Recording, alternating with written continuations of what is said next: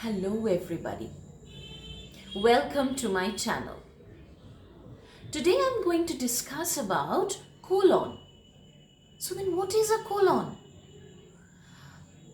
A colon consists of two equal sized dots, one over the other. Now many people feel confused about using a colon.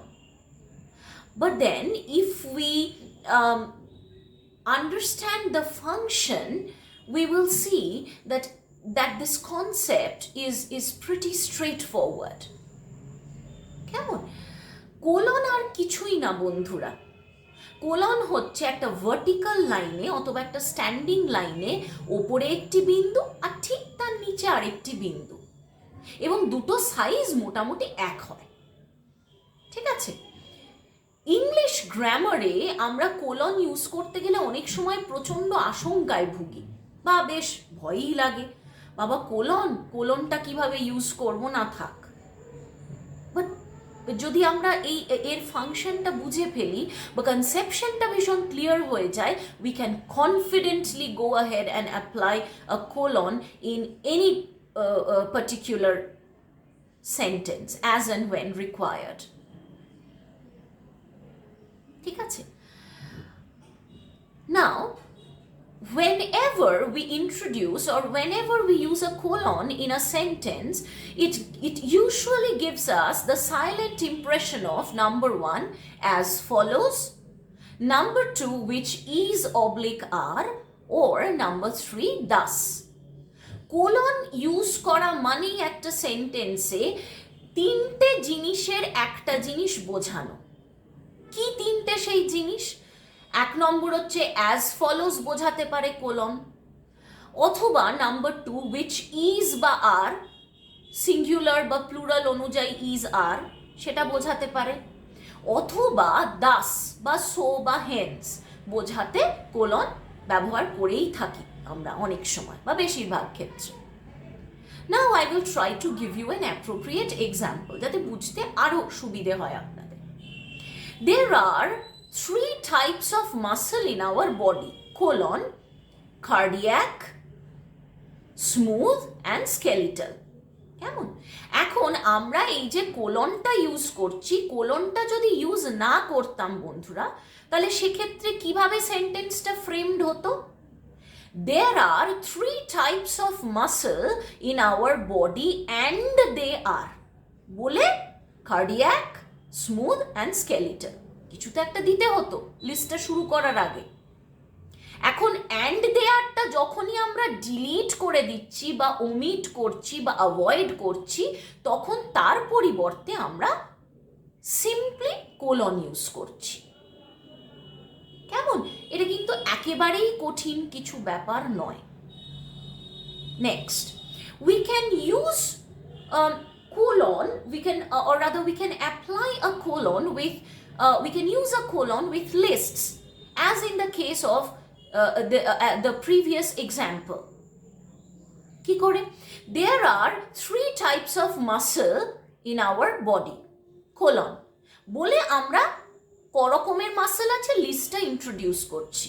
তার মানে একটা list দিতে গেলেও বা list introduce করতে গেলেও আমরা অনেক সময় কোলন ইউজ করে থাকি।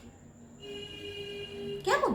আচ্ছা, we can also introduce a quotation by using a colon. For example, he ended with the immortal words of Neil Young, rock and roll can never die, within inverted commas. কি হলো? I repeat, আমরা colon দিয়ে যে কোনো quotation কিন্তু inverted কমাসের মধ্যে introduce করতেই পারি।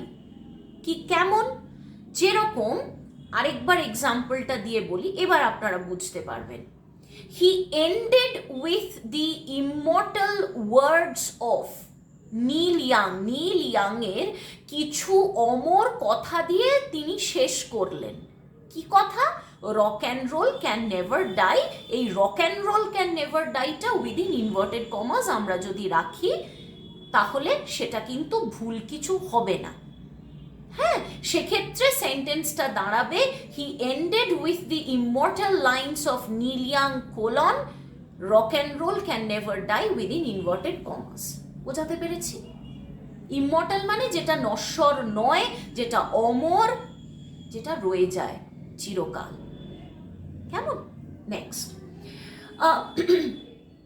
sorry, we can most definitely apply a colon after an independent clause when, number one, the second clause is directly related to the first clause, and number two, when the stress or the emphasis is on the second clause.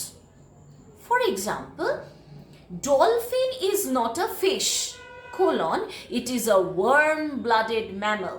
এটা যদি গোটা সেন্টেন্সটা হয় তাহলে যেটা হচ্ছে দুটো condition যদি আমরা ফুলফিল করতে পারি, dolphin is not a fish, এটা কিন্তু একটা ইন্ডিপেন্ডেন্ট ক্লজ। ইন্ডিপেন্ডেন্ট ক্লজ মানে এই একটা সেন্টেন্সই কিন্তু একটা কমপ্লিট মানে কনভে করছে, এটা কিন্তু আর কোনো সেন্টেন্স বা কোনো পার্টের ওপর নির্ভরশীল নয়, সেই জন্যে এটা স্বাধীন, এটা ইন্ডিপেন্ডেন্ট। কেমন? এখন এই যে আমরা ইউজ করলাম a dolphin is not a fish colon it is a warm blooded mammal, naturally যেটা হলো সেটা হচ্ছে দুটো কন্ডিশন যদি আমাদের ফুলফিলড হয়, তার মানে সেকেন্ড আমরা কি বললাম, when the second, if the second clause is when the second clause is closely related to the first clause. কেমন না? সেকেন্ড ক্লজটা কি? ইট is a warm blooded mammal. এটা কিন্তু সত্যি এই থিমটা ফার্স্ট থিমের সাথে ভীষণভাবে রিলেটেড, এক নম্বর। আর দ্বিতীয় নম্বর হচ্ছে কেন ডলফিন ফিশ নয় না, it is a warm blooded mammal. Naturally এমফাসিসটা পড়ছে কিন্তু সেকেন্ড ক্লজটার ওপর, সেকেন্ড পার্টটার ওপর। কেমন? সেই জন্যে আমরা ইন্ডিপেন্ডেন্ট যে ক্লজটা dolphin is not a fish তারপরে কোলন ইউজ করতেই পারি। Finally friends, we are not supposed to capitalize a word after using a colon unless and until it happens to be a pronoun, a proper noun, a pronoun or an acronym. British English বলে, British ইংলিশের rule অনুযায়ী, যেহেতু আমরা British ইংলিশটাকেই মূলত follow করে থাকি এবং ওটাই তাদের মাদার টাং, তো ব্রিটিশ ইংলিশ অনুযায়ী বন্ধুরা কোলন ইউজ করলে ঠিক তারপরে কিন্তু আমরা কোনো লেটারকে ক্যাপিটালাইজ করব না যদি না সেটা নাম্বার ওয়ান প্রপার নাউন হয়, প্রোনাউন হয় অথবা অ্যাক্রোনিম হয়। What is an acronym? প্রশ্ন উঠতেই পারে। An acronym is a word that is formed with the initial letters of a name. কিরকম?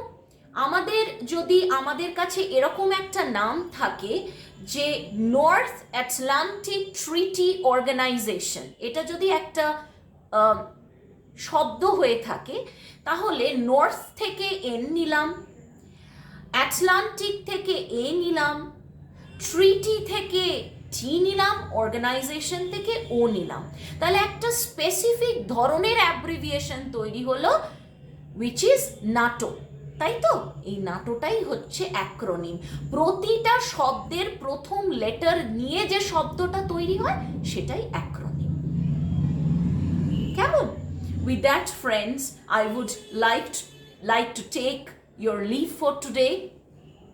Thank you very much once again for watching my video patiently from first to last and giving me your valuable time.